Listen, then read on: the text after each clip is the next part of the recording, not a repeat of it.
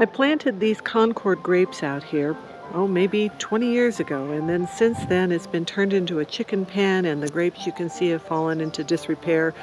Even though we did prune them regularly, the supports have fallen down and then been taken down, and they just sort of sprawled all over.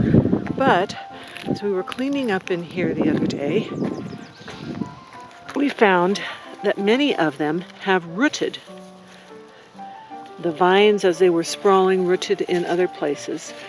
So you can see all the way down here. That's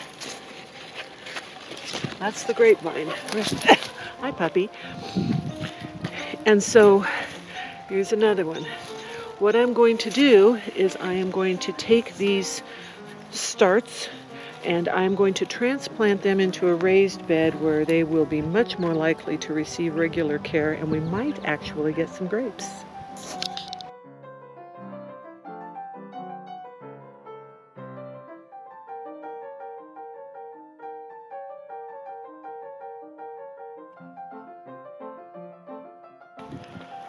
So you can see there what those roots like coming off of that vine.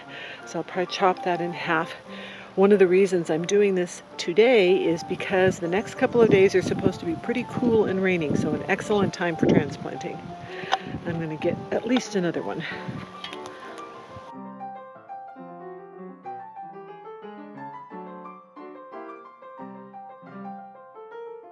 Here's a little bit smaller one. Sometimes you want just the right combination of large enough and with enough leaves, but small enough that the roots don't have so much to support when you're transplanting. I'm particularly hopeful about this one because it has a lot of finer roots that look like they might be more active. Got it. Whoops, that one didn't have as many roots as I thought, but that might work. Okay, I have quite a bucket full of vines there. I'm going to plant more than I want in the end, so that if some of them don't make it, I'll have enough. But if they all make it, I can thin them or give them away. Now this is the part that's going to get a little tricky because I've actually planted all of my raised beds pretty well. I've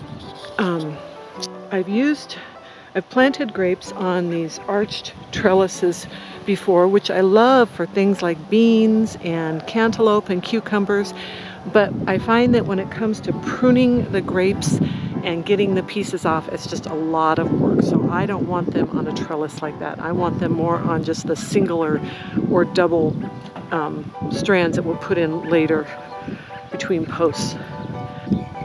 I'm going to take advantage of some spots between my onions that didn't quite fill in because I only want to plant these every couple of feet, and then there aren't any onions down here. So the grapes will grow in the middle between things here, and I don't think they'll get too terribly big this year, so I think everything will be fine.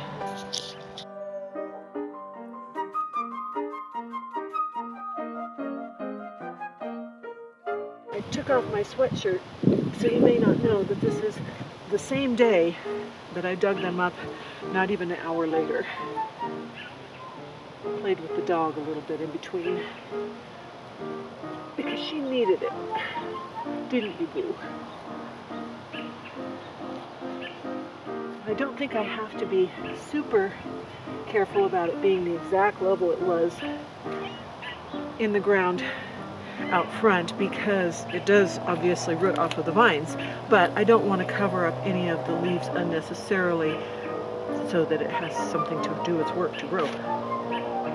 So just for the sake of people who might be interested, on this side I have my cabbages. These are the Perel cabbage, and over here I have my flambeau beans that are just starting to come up right there. Right there, they're all along there, just starting to come up. And then down at the other end, I have beets and, like I said, a couple of volunteer dill. Here are my grapes. I think it's been almost 3 weeks since I transplanted them. You can see some of the leaves died, but some are hanging on. But more importantly on this one, I have some new growth down here, and particularly down here, so pretty sure that one's going to live. This one here was smaller, and all of the original green has died, but the stalk is still green down here, so I do have some hopes. Oh, there's one little leaf down there. Some hopes that that will yet sprout. This one here is going gangbusters. All kinds of good growth right there and right there. Hardly any dieback. This smaller one died back a lot, but again have some new growth down here at the base. That's looking hopeful. And this one also lost a little bit, but definitely have some new growth on it. So definitely 4 out of 5 of those have survived, and the 5th one I haven't given up on. And here are my grape plants several weeks later, looking quite robust, needing to be trellised and pruned next year for sure. That's one of them. Here's another one. You can see it mixed in. It's got a mixture of very new leaves and older leaves here already. And it's mixed in a little bit with the squash and zinnias and beets there. This one is quite a bit smaller at this point, but I planted the bigger ones in the 3 farthest apart locations. This one you can see is also doing quite well, right there, all the way to there. Ah, there it is. And there's the last little one right in there. So